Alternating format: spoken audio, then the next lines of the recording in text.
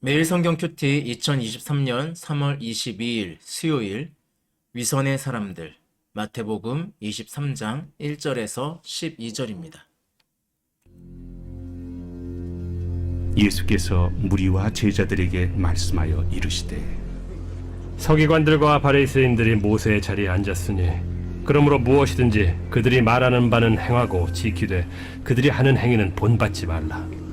그들은 말만 하고 행하지 아니하며 또 무거운 짐을 묶어 사람의 어깨에 지우되 자기는 이것을 한 손가락으로도 움직이려 하지 아니하며 그들의 모든 행위를 사람에게 보이고자 하나니 곧 그 경문띠를 넓게 하며 옷수를 길게 하고 잔치의 윗자리와 회당의 높은 자리와 시장에서 문안받는 것과 사람에게 랍비라 칭함을 받는 것을 좋아하느니라. 그러나 너희는 랍비라 칭함을 받지 말라. 너희 선생은 하나요 너희는 다 형제니라. 땅에 있는 자를 아버지라 하지 말라. 너희 아버지는 한 분이시니 곧 하늘에 계신 이시니라. 또한 지도자라 칭함을 받지 말라. 너희의 지도자는 한 분이시니 곧 그리스도시니라. 너희 중에 큰 자는 너희를 섬기는 자가 되어야 하리라. 누구든지 자기를 높이는 자는 낮아지고 누구든지 자기를 낮추는 자는 높아지리라. 제가 서울에 있을 때 축구를 좋아하는 목사님들이 축구팀을 만들었습니다. 저도 거기에 가입을 했는데 매주 월요일마다 공을 찼던 것 같습니다. 근데 그런 이제 목사님들이 만든 축구팀들이 꽤 돼요. 그래서 이 목사님들이 여는 축구 대회가 있습니다. 보통 목사님들이 월요일 날이기 때문에 월요일 날 이렇게 대회를 열거든요. 승부가 걸려 있어서인지는 모르겠지만 은근히 큰 소리도 많이 나고요. 싸움도 많이 일어납니다. 저는 사실 되게 모든 걸 은혜로 넘어갈 줄 알았거든요. 근데 막 축구 규칙 하나 때문에 얼굴 붉히며 다시는 보지 않을 것처럼 싸우는 것도 봤습니다. 막 이게 왜 옵사이드가 아니야? 막 이런 식으로 이게 왜 반칙이 아니야? 막 이러면서 이게 왜 반칙이야? 막 이러면서 되게 막 얼굴 붉히고 싸우는 걸 본 적이 있습니다. 그럴 때 제가 그런 생각이 들었어요. 저분들은 설교할 때 말싸움 마음껏 하라고 가르칠까? 이런 생각이 좀 들었었습니다.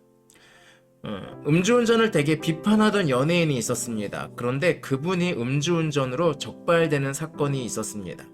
그 덕에 비판을 넘어서 대중의 비난의 화살을 맞는 것을 본 적이 있습니다. 왜냐면 평소에 그렇게 이야기했으니까.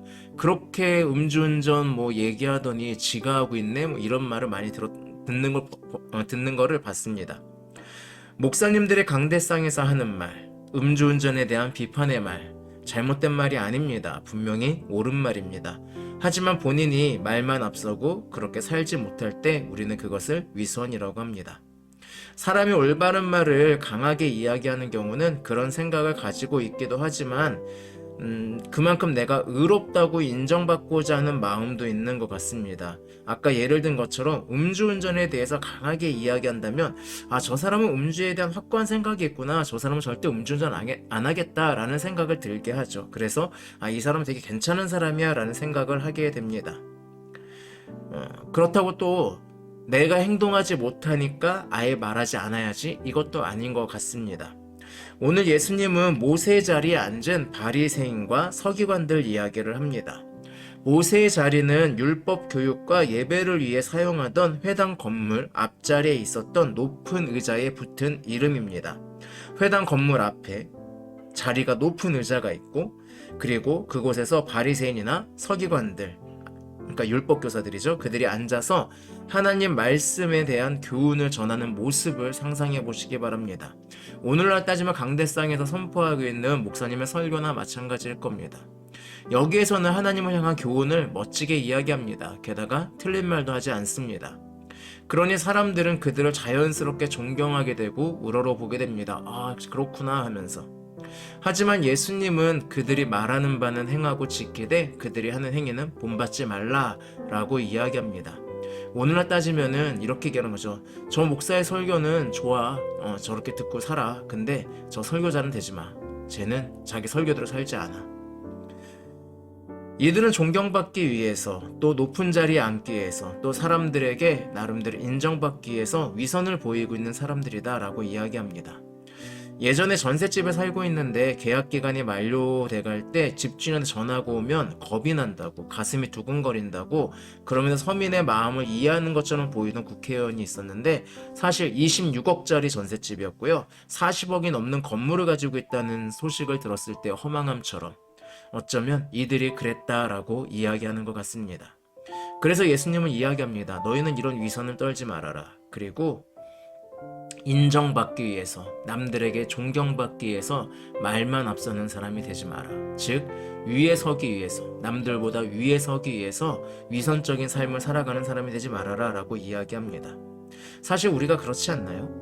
제가 고등학교 때 음란물을 보는 것에 대해서 난리를 치던 친구가 있습니다. 그냥 좋게 말을 되는데 막 음란물 보는 친구들을 되게 쓰레기 취급하고 막 이러더라고요. 그래서 쟤는 저런 거 정말 싫어하나 보다 했어요. 근데 나중에 알고 봤더니 그 친구가 중독이었어요. 비디오를 엄청나게 가지고 있더라고요. 다만 그런 자신을 드러내고 싶지 않다 보니 그 난리를 친 거죠. 사실 우리도 바리새인이나 서기관처럼 의롭고 싶습니다. 저도 목회자로서 존경받고 싶은 마음이 들기도 합니다. 하지만 그렇게 살지 못하는 나 자신을 발견하게 되죠.